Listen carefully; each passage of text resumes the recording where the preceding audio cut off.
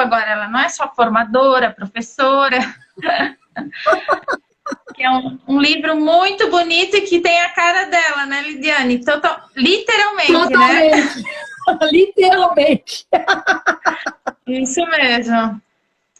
Ela vai falar um pouquinho para a gente também sobre esse livro hoje, tá? Lidiane, então eu vou te apresentar para quem de repente ainda não te conhece ou só relembrar, e vou te deixar então muito à vontade para tu fazer a tua fala de hoje, tá? Quero te agradecer novamente, né, por tu teres aceito esse convite do Protagonizar, meu, e dizer para ti que, então, além de tua admiradora, então eu queria proporcionar isso para as pessoas que seguem o Protagonizar, de poder te ouvir um pouco, falar sobre esse tema tão bonito e tão importante, né? Não só na primeira infância, claro, mas como a gente, né, acaba atuando nessa área e pesquisando um pouco mais acerca dela, então a gente traz mais voltado a esse universo infantil, né? E a Lidiane Loyola, então, ela é mestranda em educação, professora, então, de educação infantil, formadora de professores, e como eu falei, é autora de um livro infantil agora, chamado E Essas Pintinhas? Que é um livro muito bonito, que eu ainda quero adquirir, ainda não adquiri, mas vou adquirir para o meu filho, para a coleção, e provavelmente vou indicar aqui para vocês, mas hoje ela depois vai falar um pouquinho sobre ele também. Então, Lidiane, fique à vontade, seja bem-vinda ao Protagonizar e obrigada pela tua presença e por tua fala. Obrigada a você pelo convite. Uma sexta-feira, né? A gente e ter pessoas aqui, né, interessadas em saber um pouco mais sobre esse tema, né? E estou muito feliz de estar aqui com vocês. Do livro, depois a gente vai. Então, você acredita que eu faço as coisas, eu fico com vergonha depois, até de ficar divulgando. Ai, besteira. Porque parece que falar por detrás é uma coisa, mas ter que estar falando assim, a gente fica com vergonha. Mas vamos falar do desenho, né?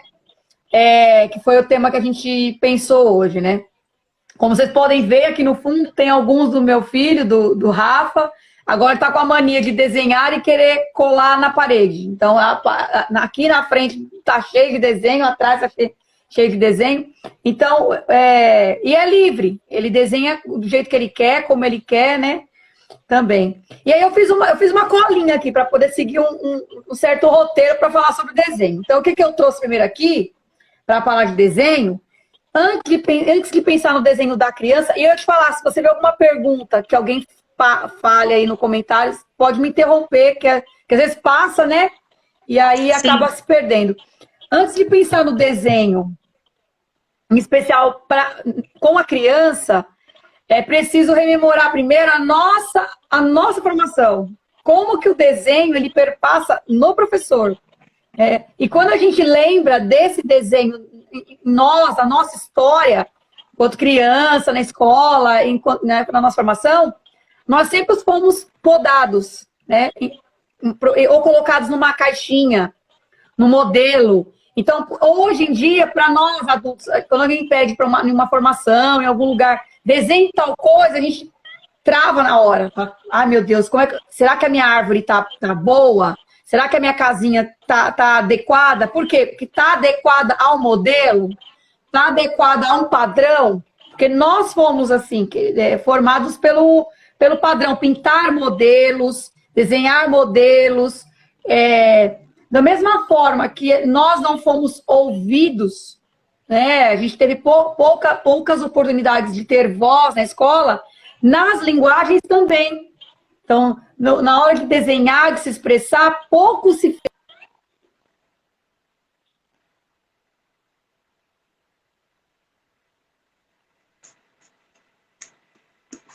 Opa!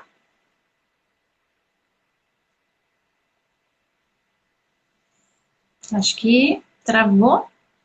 Pessoal, vocês estão me ouvindo e me vendo bem? Acho que deu algum probleminha na conexão da Lidiane, certo? Quem está me ouvindo? Opa, ela caiu. A primeira live dessa segunda série do Protagonizar, também aconteceu isso com a... ela travou. Obrigada, tá, Nice, por dar um retorno. Logo ela deve retornar, né? É algum problema na conexão, provavelmente, dela. O pessoal anda tendo muito problema, né, de conexão na internet, mas vamos aguardá-la e muito provável logo ela deve retornar, né? A Lidiane, então, estava falando sobre o quanto que na nossa infância... já retornou. Vou deixar ela falar, ela continuar, né, gente, que a gente veio para ouvir. Já vou te convidar, tá, Lid?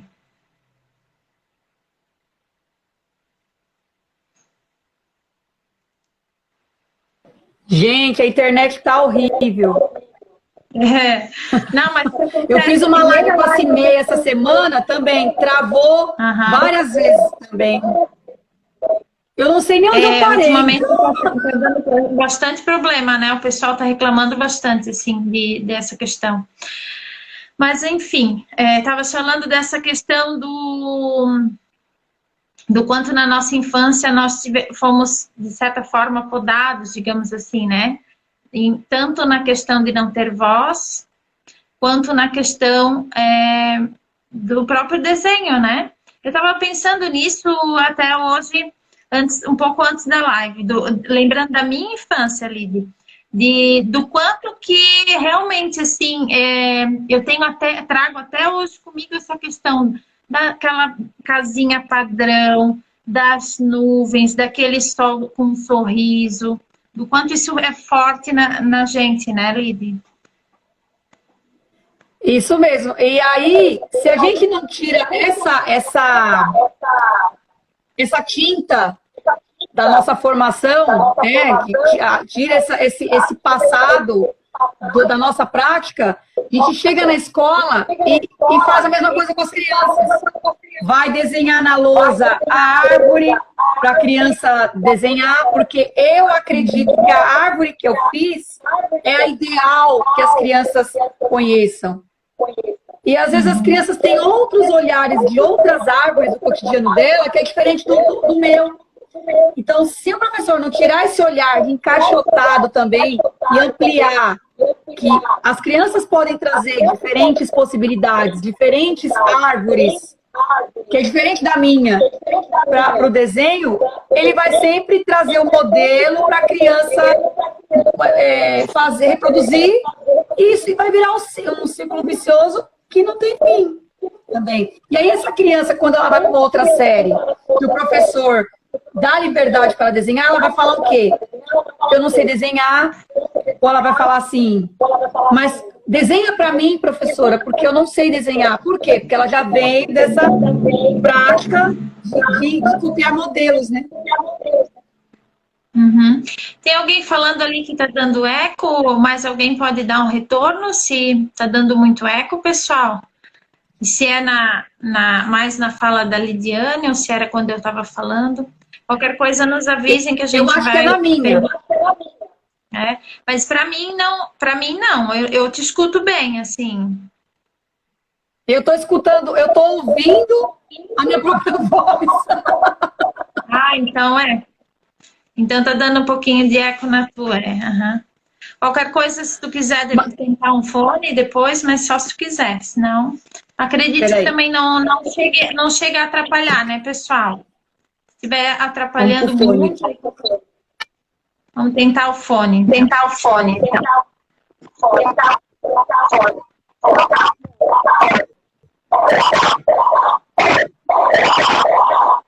Opa.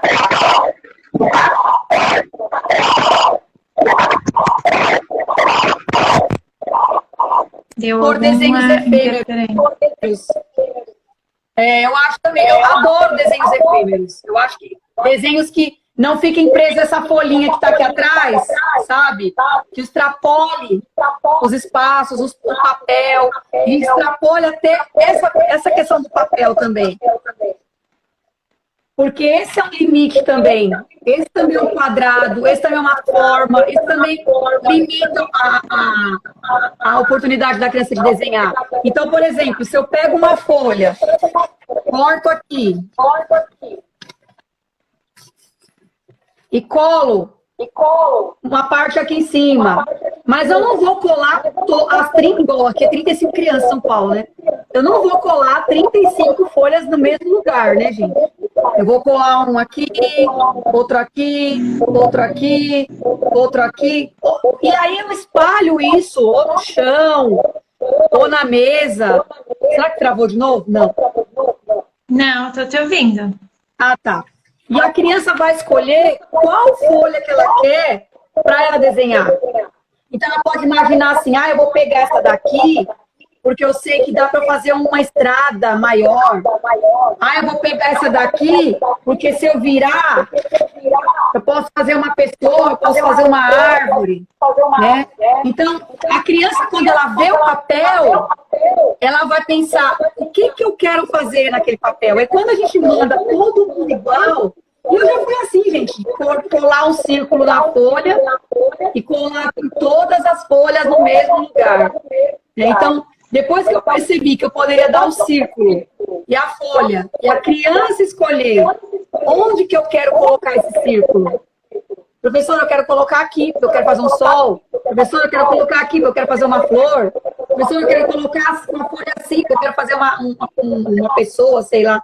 Então, é dar a oportunidade da criança ser protagonista até mesmo. Né? Uma folha com um rasgo no meio, se eu pego a folha e faço vários buracos no meio, isso é que eu já fiz também. Entrega para a criança, o que será que ela vai criar a partir desse buraco? Gente, sai coisas incríveis, porque eu já fiz isso daqui com elas. Né? Então, a partir de uma folha de sulfite, a gente pode criar inúmeras possibilidades.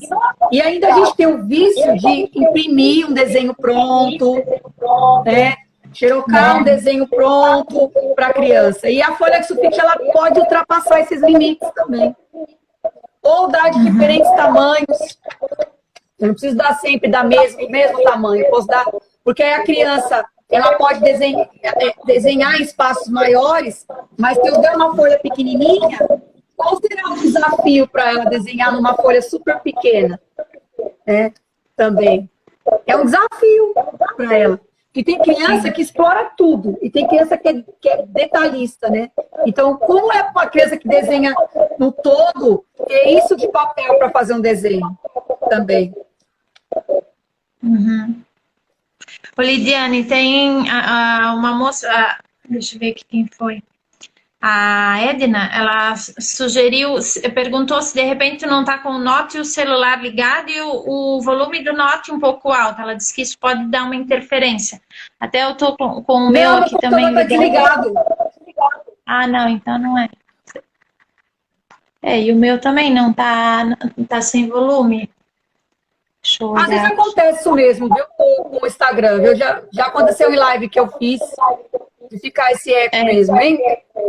Uhum. É a realidade, gente. É a tecnologia, né? Dá de tudo. Ô, Lid, tem também uma fala aqui da Viver Infância que diz assim, né? E ainda existem professores que não realizam atividades de desenhos com as crianças por acharem que não é mais interessante. Não incentivam o desenho livre. Isso, eu acho que assim, o desenho não pode ser também um mero fazer. Eu só vou dar a folha porque está perto de acabar a aula. Eu só vou dar a folha porque eu não tenho nada para fazer agora com essas crianças para esperar um outro momento. Não, acho que tem que ter sim esses momentos de liberdade, mas a gente também tem que promover situações com o desenho para que amplie esse desenho, esse repertório, diversificar suportes, diversificar riscadores.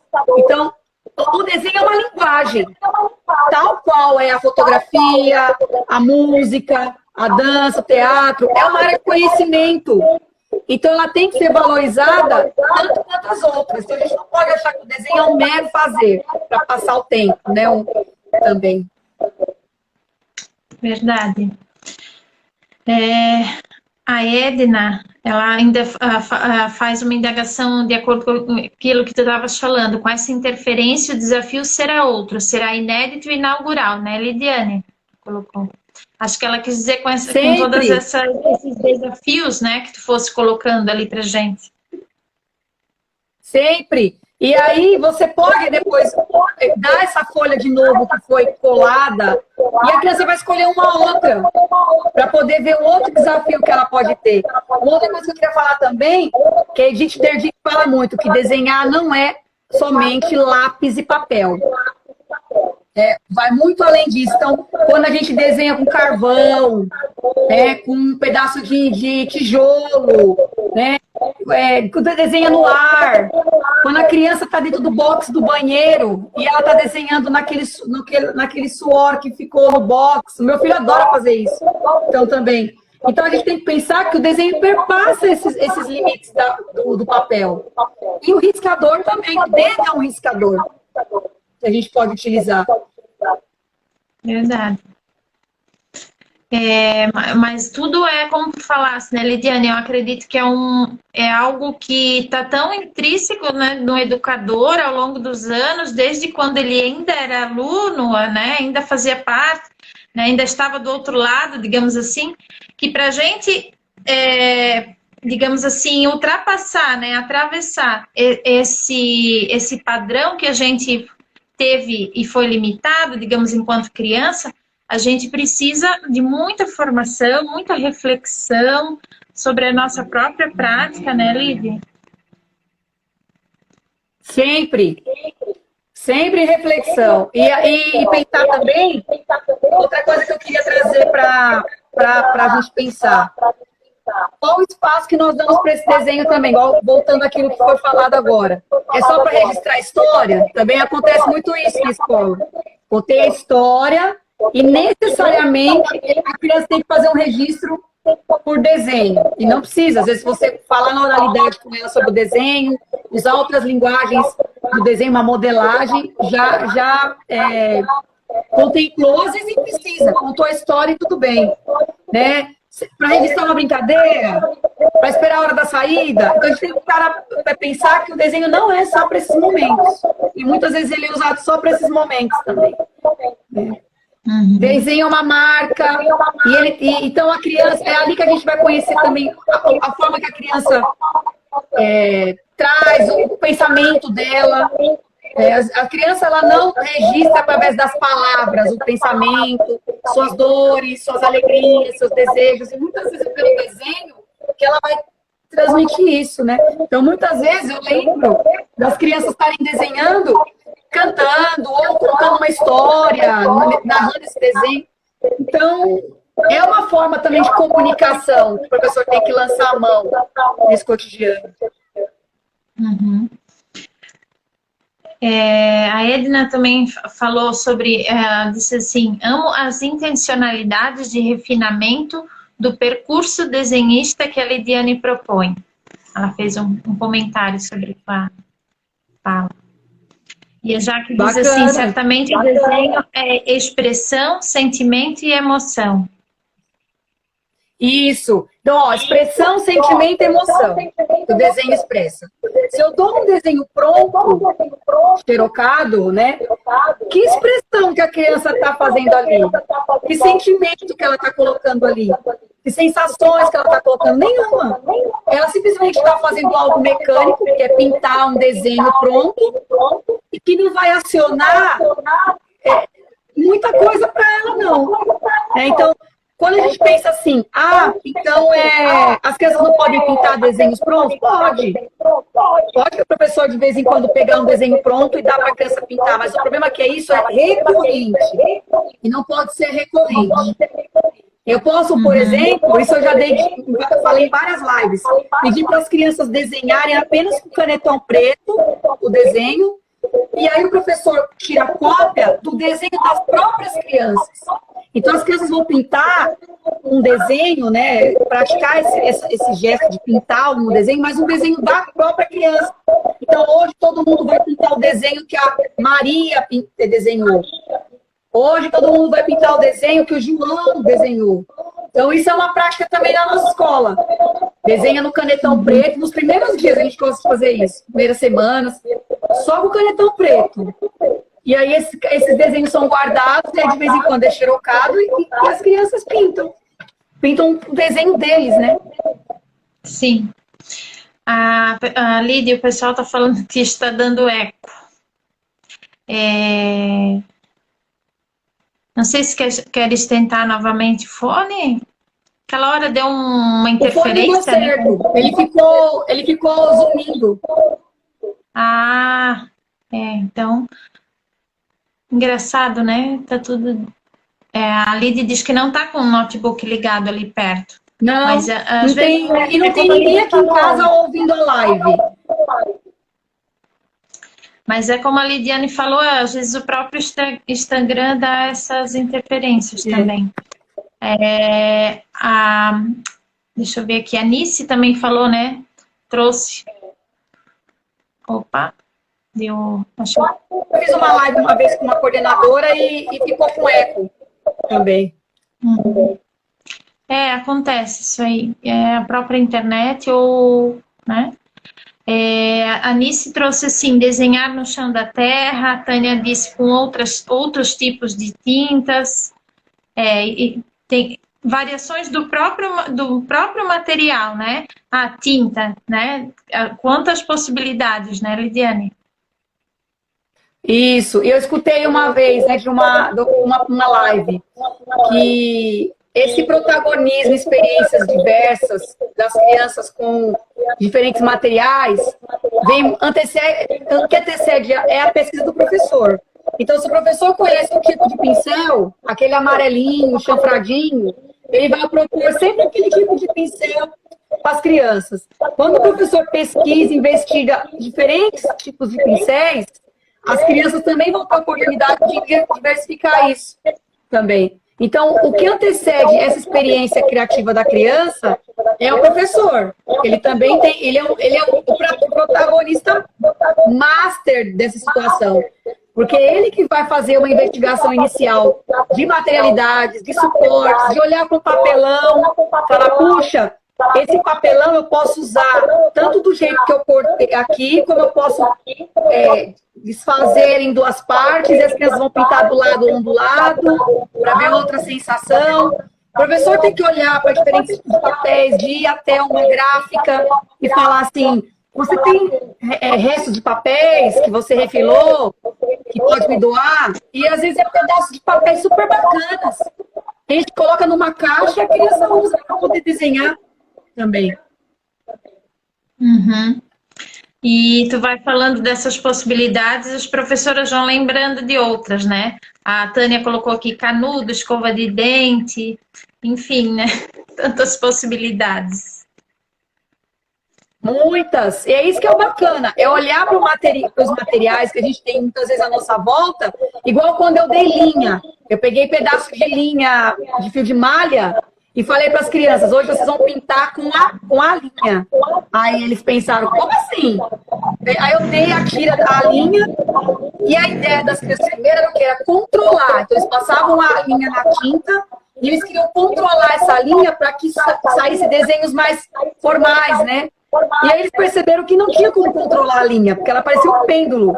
Então eles começaram o quê? A chibatar na folha, que o que era para fazer mesmo era chibatar na folha, que não tinha como controlar essa linha também. Foi bem bacana isso. E quanta coisa, né? Tem gente falando que tá gostando, então acho que tá dando para escutar. Não, sim, já deram um retorno ali, Lid, que apesar do eco, mas tá dando para entender. Aí eu agradeci então tá. Pelos próprios comentários e vamos adiante. Como é que tu fosse, eu queria saber, Lid, como é que tu fosse te aproximando desse gosto pelo desenho? Porque, claro, né, enquanto educadora, a gente sabe, como tu falaste, das inúmeras linguagens que se apresentam pelas nossas crianças, para as nossas crianças, né? Mas eu queria saber, assim, como que tu fosse te aproximando cada vez mais desse tema e pesquisando e te interessando, assim, por ele.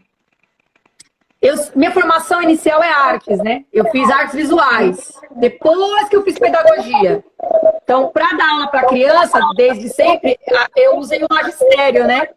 E aí fiz arte. Eu falei, como eu uso o magistério para dar aula, então eu vou fazer pedagogia. Vou fazer artes visuais. E aí depois que foi se afunilando e foi exigindo a pedagogia, foi quando eu fiz pedagogia. Então, minha formação é artes visuais, fiz pós em linguagens da arte. Então, esse mundo da arte é muito presente em mim, tá bom? Desde sempre, né? E essa pesquisa com o desenho, ela se ampliou mais com a pesquisa do mestrado. Porque como eu falo muito de linha, né, do gesto, da linha, e a linha, e o desenho é a linha, né? É a linha nascendo no gesto. Então aí eu pesquisei Edith Derdick, que é uma referência, né, para falar de desenho. Sou fã dela. Então, eu até sugiro, acho que na Diálogo saiu isso, o livro da Edith agora. Então, é uma inspiração assistir as lives da Edith, fazer curso com a Edith, ler os livros dela. Então, ela traz esse olhar para a linha, para o gesto, muito genuíno da criança, né? Muito solto. Então, essa paixão mesmo começou. E o cotidiano, né? Você se apaixona pelas produções das crianças, você quer que as produções das crianças povoem o seu cotidiano. Então, meus cadernos sempre tem desenho das crianças. Quando não é das crianças da escola, é do meu filho. Agora eu estou na fase do meu filho porque está apaixonado por desenhar. Então, assim, tudo que ele desenha eu tenho que fotografar, eu quero guardar, ele não deixa, quer colar na parede aqui. E aí essa paixão vai aumentando, né? Também. Coisas que o meu filho, o mais velho não teve. Meu filho já estudou numa escola que ele fala, o meu filho mais velho não gosta de desenhar, porque ele teve uma formação na educação infantil de pintar muito. E eu lembro que ele falava que não gostava de pintar, e a professora falava assim, ele não gosta de pintar. Na reunião ela falava, ele não gosta muito de pintar, né? Falei, então, professora, não é porque ele não gosta de pintar que ele vai ser um mau aluno, né? Mas é porque era fadigante aquilo, né? Todo dia pintar um desenho xerocado. E a gente acaba deixando numa escola depois a concepção por consequência de trabalho, de não ter outra opção. Mas o meu filho, ele acho que não tem esse gosto por desenho mais velho por conta disso, da escola ter massacrado com essa questão de pintar desenho pronto. Agora o caçula não, o caçula já... É que tudo que é imposto não traz um bom sentimento, né? Então, consequentemente, as marcas que o desenho foi fazendo, digamos assim, nele, não foram positivas justamente porque ele não tinha essa liberdade de expressar aquilo que ele realmente queria. Às vezes, como tu falasse, de repente era não pintar, só desenhar, ou usar outra linguagem para se expressar, mas a professora queria que ele, né, seguisse aquele padrão. Isso. E eu tenho vários desenhos dele aqui em casa, né, que ele gostava de desenhar cards, de cortar o papel em formato de cards e desenhar os super-heróis. Então, eu tenho isso guardado, assim, mas não foi uma criança que, igual o Rafa, de desenhar loucamente, não. Mas cada criança tem puxa para um lado também, né? Exatamente. Cada um de nós é formado de muitas coisas e a gente, consequentemente, tem, né, os interesses, né, e as habilidades, enfim, que vão se constituindo. Eu li eu estou começando a ler, na verdade, esse livro da Edith Derdick que a Diálogos publicou, e ela tem uma linguagem assim muito, digamos assim, prazerosa para ler, porque ela justamente traz toda essa paixão, esse encantamento que ela tem pelo desenho desde muito pequena, né, Lid? Isso, e ela traz as memórias dela, né? E a gente tem memórias bacanas do desenho. Eu já não tenho muitas memórias boas com o desenho quando criança, né? É a mesma coisa que até vou ter uma fala da Edith aqui, ó. Ela fala que cada criança cada um tem um timbre de voz. E também temos um timbre no desenho. Então, cada criança tem um jeito, um traço, uma marca, e a gente tem que respeitar isso. Como a gente respeita isso? Deixando que ela produza. Não traga o meu timbre ao certo, mas deixe que cada criança traga o seu timbre de desenho. A gente falou isso uma vez num curso que eu participei com ela, eu anotei aqui para falar para vocês também. É verdade. E por que que precisa ser agora é o momento de desenhar, né, Lidiane? Por que que não pode ser, vamos supor, um momento que as crianças estão num parque e aquela criança está lá desenhando na areia, tá, enfim, né, no ar, como tu falasse, e ela está ali constituindo esse prazer por desenhar, ou mesmo por se expressar, e a gente vai estar observando e registrando esse prazer dela, né, em realizar aqueles movimentos, aquela ação, enfim.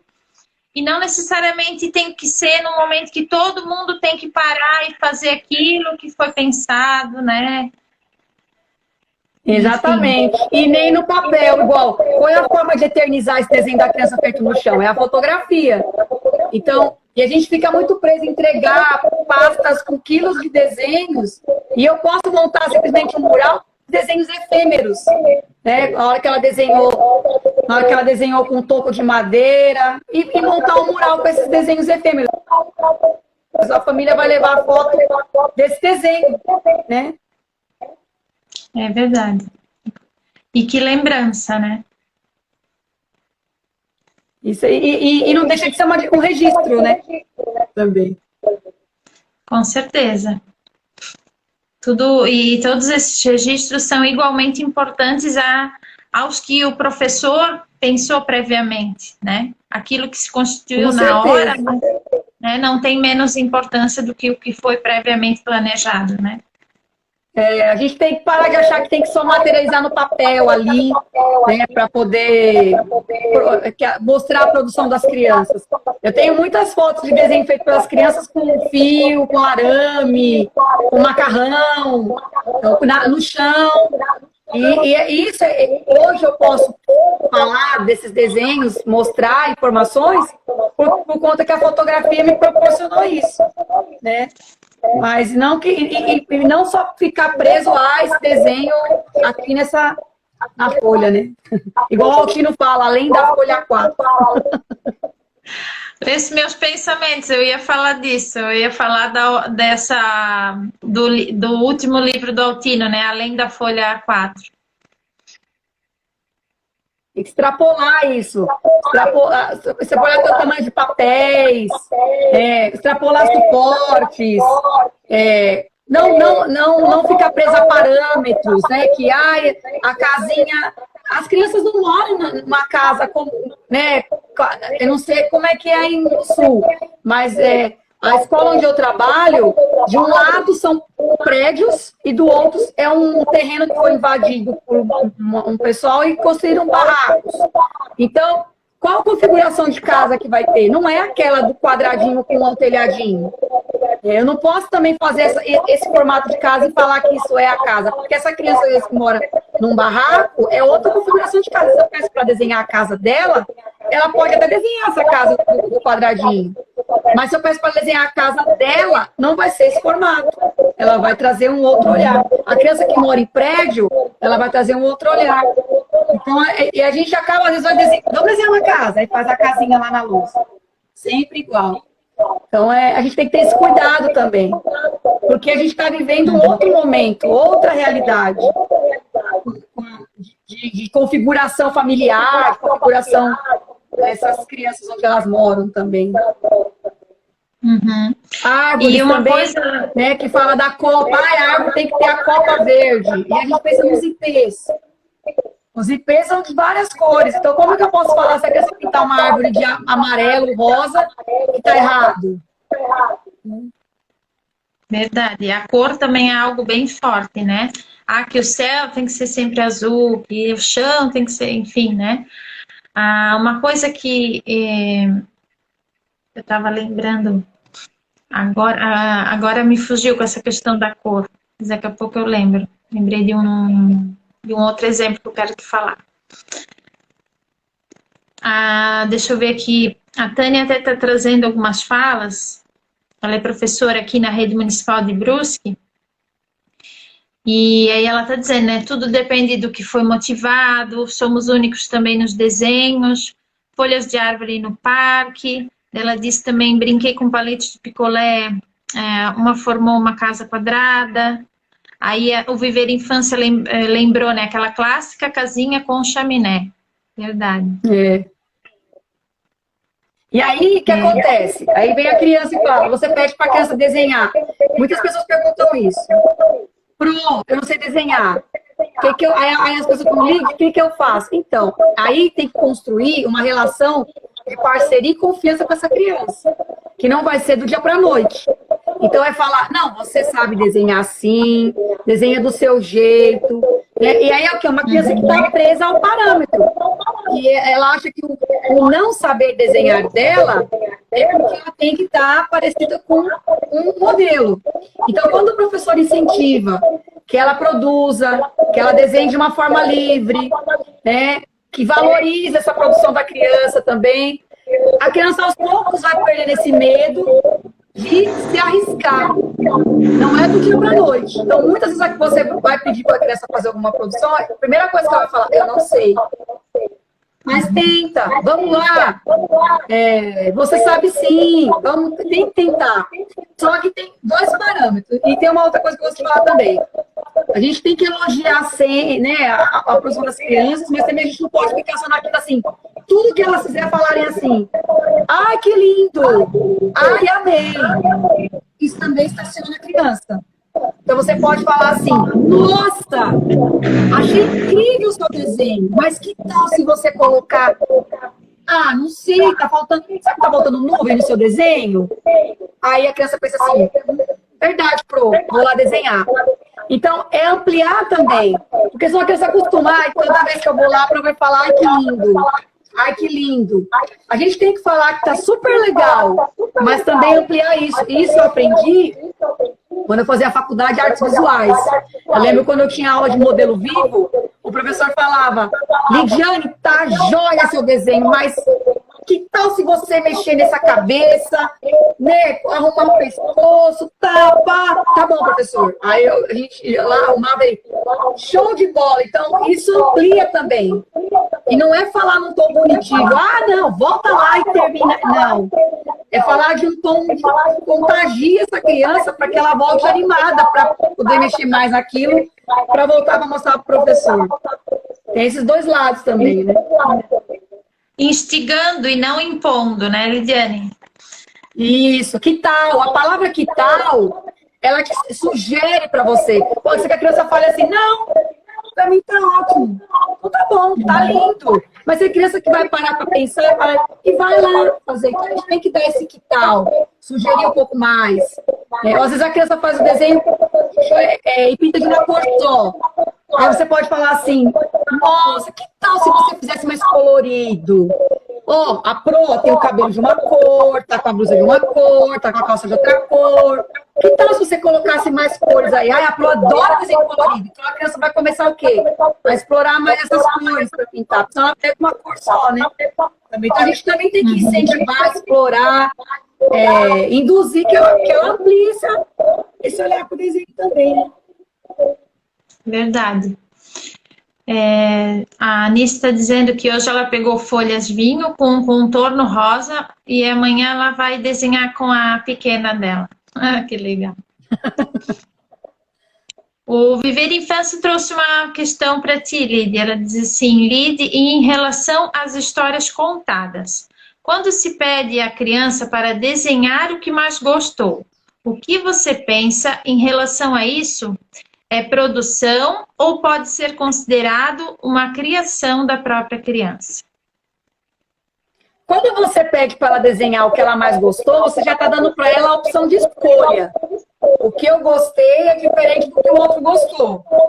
Então aí você tá bacana, porque você está dando a opção que ela desenhe a parte que ela mais gostou. Mas já aconteceu de você... gente, eu já fiz isso, né?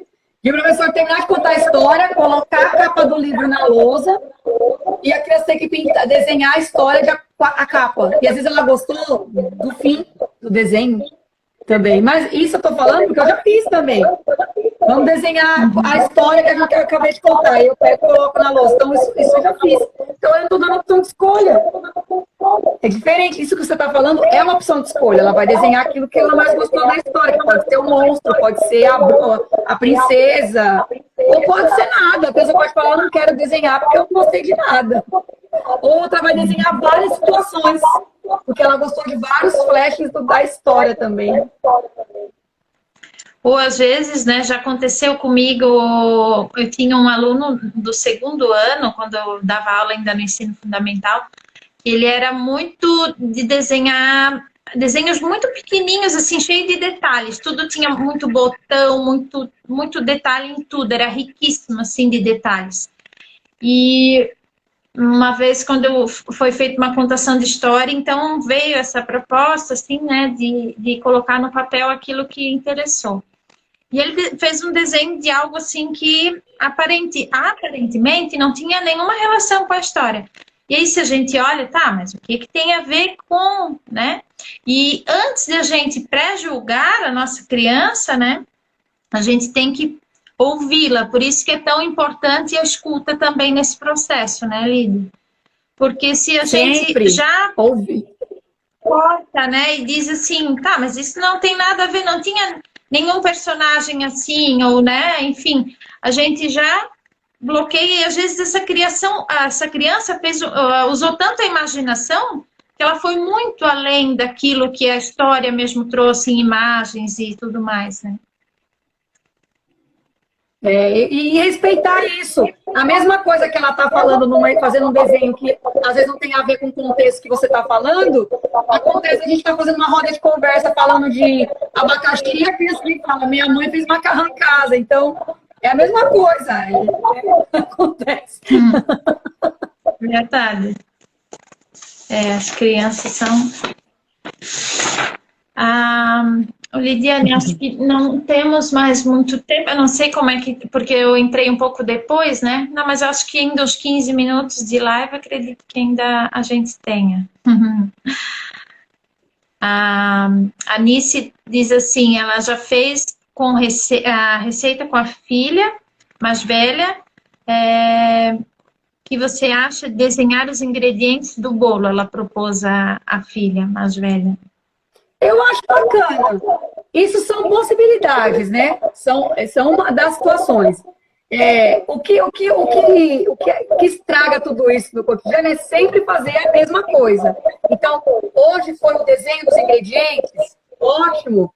Outra vez as crianças podem modelar os ingredientes com massinha. Outra pode levar folhetos do supermercado e a criança cortar ali quais ingredientes no folheto apareceu da receita. É diversificar, igual o desenho pronto, né, xerocado. Eu não vou dar mais? É proibido? Não, eu também dou. Só que eu não vou tornar isso recorrente. Já aconteceu de eu chegar na sala e falar para as crianças, vocês querem pintar um super-herói? Uma princesa, sei lá o quê? O que vocês querem? Aí eu anoto o nome da criança, eu quero o Hulk, eu quero a Frozen. E eu desço no computador, imprimo e falo, quem pediu o Hulk? João, Maria, José, toma. Não tem problema. Só que isso não é recorrente. Não vou fazer isso todo santo dia, toda semana. Mas nada impede. Eu não sou uma pessoa radical. Às vezes a gente escuta alguém falando sobre um determinado assunto da educação, né, informação e tal, e fala de um jeito punitivo para varrer tudo que a gente já fez na vida e contemplar o novo. Eu acho que a gente tem que ter cuidado com isso, respeito ao processo de cada um, esse percurso. Então, para alguns professores, ainda tem essa resistência. Ele ainda precisa dar esse desenho pronto. Mas é aos poucos. Ele vai tirando esse aos poucos do cotidiano e vendo o quanto que é maravilhoso você ter os desenhos das crianças, o olhar delas, né, os desenhos. Mas eu não sou uma pessoa de falar, não pode. Pode. Só que tudo que é exagerado não é bom, né? Eu coaduno muito com essa tua fala, Lídia. Eu também acho que a gente não pode ser 8 ou 80, como se diz na educação, na vida, né? Eu concordo muito com essa tua fala de que cada um tem um processo e não adianta a gente impor algo, mesmo produto, que ele saiba que ele vai ter que fazer aquilo, se aquilo não está internalizado nele, ele vai fazer porque foi pedido, imposto para ele, mas ele não vai fazer porque ele acredita naquilo, né? Então, esse Com respeito certeza. ao processo... Quando eu entrei na Rede Municipal de São Paulo, eu entrei numa escola que a coordenadora falou, a gente aqui não é muito a favor de desenhos prontos, xerocados. E eu vinha de uma prática de ter desenho pronto. Aí eu ficava, meu Deus, o que eu vou fazer com essas crianças? Então, é a formação que ela me deu, as orientações, e eu estar aberto. Por isso eu também tenho que estar aberto para isso. É verdade. Então, eu comecei a enxergar a beleza disso, do desenho das crianças. E as possibilidades que esse desenho, a gente pode criar com esse desenho também. Uhum. Verdade. Quanto que a gente vai aprendendo com tudo isso, né? E as trocas que a gente vai tendo, né? Por isso que quem está na educação, como tu diz, né, Lidiane, a gente tem que estar aberto. Tem que estar aberto para o diferente, digamos assim, né? Algo que a criança vai trazer totalmente fora daquilo que a gente a princípio pensou, com a nossa visão adulta, né? Do adultocentrismo, como a gente costuma dizer. E também daquele companheiro, né, aquela parceira nossa de sala de aula, que às vezes vai trazer algo totalmente diferente, que a princípio aquilo vai soar estranho para a gente, mas que se a gente se abrir, a gente pode aprender muito com aquilo e vice-versa, né? E a gente tem que estar aberto para o novo e para o diferente, né? Tem que estar aberto. E os enfrentamentos vão acontecer, né? Os embates na escola, né? Você quer se aparecer, eu ganho salário igual ao seu e não preciso fazer tudo isso. São essas frases que a gente escuta, mas a gente está fazendo pelas crianças, para elas. Também. Verdade. Eu separei aqui, tu falasse do livro da Edith, eu também separei um pequeno trecho desse livro, quero ler rapidinho aqui para a gente. Se tu quiser fazer uma fala, alguma coisa assim, então acho que já estamos nos aproximando até, acredito, dos minutos finais. E depois que tu falar, eu quero que tu fale um pouco do teu livro também, né? E depois, então, eu vou contar da próxima live, mas muito rapidamente, eu quero mesmo que tu fale do livro. A Edith, ainda na introdução, ela tem uma fala que diz o seguinte: acredito que a conversa entre arte e educação potencializa desejos capazes de reinventar subjetividades, outridades e alteridades, convocando diferenças perceptivas e visões de mundo. O desenho, linguagem tão antiga e tão permanente, vinca o desígnio do desejo de elos eternos entre crianças e adultos, entre artistas e educadores. Perfeito! E eu acho também que é o elo eterno. Assim. Eu tenho vários desenhos das crianças de outras turmas. É tão engraçado que às vezes eu encontro a mãe e eu falo, eu tenho um desenho dele. Ele desenhava muito super-herói. E é legal. Eu tinha uma criança que ela era negra e desenhava só princesa de olho azul e loira. Então eu guardei vários desenhos da Emily por conta para tentar entender, né, como ela se enxergava, né? Ela só desenhava loira do olho azul. Mas depois ela acabou saindo da escola, tudo, mas foi interessante como ela se enxergava nesse desenho ali. Tudo era loiro do olho azul. Então, não era aceitação a ela. Também não cheguei a ter muito tempo de contato com ela, mas alguns eu guardei. De se aprofundar, né? É por isso que é tão importante a gente até estar no mês da consciência negra, não que tenha que ter um mês para a gente pensar nisso, né? A gente tem que pensar sempre sobre a diversidade, mas o quanto que a escola é representativa nessa questão de dar a diversidade. Até me fizesse lembrar de um Instagram, eu acho que é Amoras Bonecas, que elas têm agora à venda uma cartela de giz de cera com várias tonalidades de pele E eu achei isso tão lindo, porque, querendo ou não, isso traz representatividade para as crianças, né? Porque quantos de nós não ouviam, né? Ah, me dá o lápis cor de pele, como se o lápis cor de pele tivesse uma única cor, né? Enfim. Verdade. Lídia, Ainda bem, né? Ainda bem que as coisas estão mudando, estão tendo esse ainda olhar. bem. Ainda bem. Fala um pouquinho do teu livro antes de a gente encerrar. Então, gente, o livro, eu sou uma pessoa muito sardenta, muito pintadinha, e as crianças sempre perguntam ao longo da vida aí, por que você tem tanta pintinha? O que são essas pintinhas? E aí eu nunca falei sarda, eu falava, sabe o que é? É que pintaram o meu rosto. Aí a criança fazia, tá. Ah, sabe o que é? Um anjinho veio, soprou areia no meu rosto. Aí as crianças. Aí eu ficava tentando imaginar como que essa situação se configurava no imaginário da criança. Mas eles aceitavam isso. E essas metáforas, essas respostas, eu acabei acumulando e sempre tive vontade de materializar ela num livro. E aí recebi vários não uns tempos aí que eu venho, faz uns 2 anos que eu estou tentando com a editora já. E aí a editora Pedro João comprou a ideia, falou bacana, a minha irmã ilustrou, e aí aqui, então, por exemplo, né, a primeira página do desenho, o que são essas pintinhas? Aí, professora, que pintinhas são essas? Então, são estrelas que caem no hotel. E as estrelas caindo. Então, assopraram areia no meu rosto. Aí tá a areia da praia no rosto. O pintor fez uma pintura pontilhista. E por aí vai. Teria muito mais metáforas, né? Mas aí, quanto mais páginas, mais caro o livro fica, né? Então, e aí, aqui, o livro materializado dessas pintinhas. Então, eu estou tendo muito retorno assim, de pessoas falando da aceitação, que eu também teve uma época que eu não aceitava as minhas pintinhas, já cheguei em dermatologista, querer clarear, tirar. Então, é uma questão de autoestima também. É uma coisa que faz parte do meu corpo, do meu ser, e a gente acaba aceitando.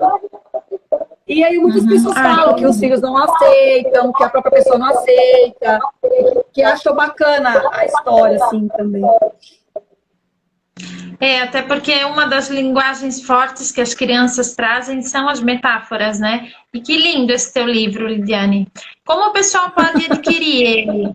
Fala pra gente também. Então, é só entrar em contato comigo, né, pelo Instagram, Vivências na Infância. Ele custa R$25 já com frete incluso, então não precisa se preocupar com o valor de frete, que já está nesse valor. E é isso, quem quiser, igual segunda-feira eu vou ao correio, então quem for adquirir até o domingo, eu consigo já postar na segunda-feira já. Ah, joia, que bom saber. Ó, pessoal, já podemos fazer nosso pedido que segunda já vai para o correio.